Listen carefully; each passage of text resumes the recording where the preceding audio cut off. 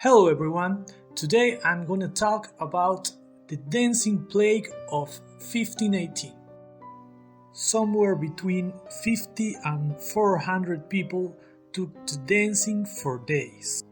The dancing plague, or dance epidemic of 1518, was a case of dancing mania that occurred in Strasbourg, Alsace, now modern-day France, in the Holy Roman Empire in July of 1518, when a woman began to dance fervently in a street in Strasbourg. Historical documents, including physician notes, cathedral sermons, and local and regional chronicles, even notes issued by the Strasbourg City Council, are clear that the victims danced. It's not known why. Historical sources agree that there was an outbreak of dancing after a single woman started dancing. A group of mostly young women joined in, and the dancing did not seem to die down. It lasted for such a long time that it attracted the attention of the Strasbourg magistrate and bishop, and some number of doctors ultimately intervened, putting the afflicted in a hospital. Controversy exists on whether people ultimately danced to their deaths. Some sources claim that, for a period, the plague killed around 15 people per day. However, the sources of the city of Strasbourg at the time of the events did not mention the number of deaths, or even if there were fatalities.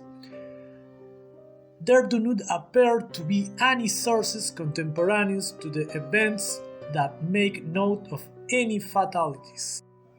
The main source for this claim comes from John Waller, who has written several journal articles on the subject and the book A Time to Dance, A Time to Die, the extraordinary story of the dancing plague of 1518. The sources cited by Waller that mention deaths were all from later retellings of the events. There is also uncertainty around the identity of the initial dancer, either an unnamed woman or Frau Tufea, and the number of dancers involved, somewhere between 50 and 400.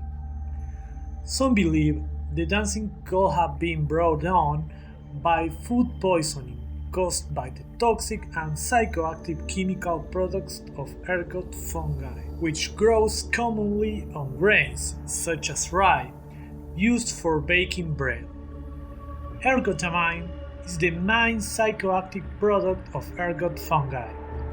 It is structurally related to the drug lysergic acid diethylamide, LSD-25, and is the substance from which LSD-25 was originally synthesized.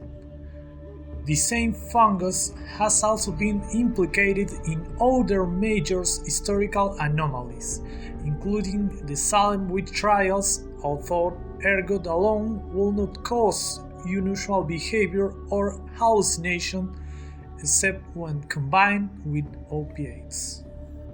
However, John Waller in The Lancet argues that this theory does not seem tenable, since it is unlikely that those poisoned by ergot could have danced for days at a time, nor would so many people have reacted to its psychotropic chemicals in the same way. The ergotism theory also fails to explain why virtually every outbreak occurred somewhere along the Rhine and the Moselle rivers, areas linked by water but with quite different climates and crops.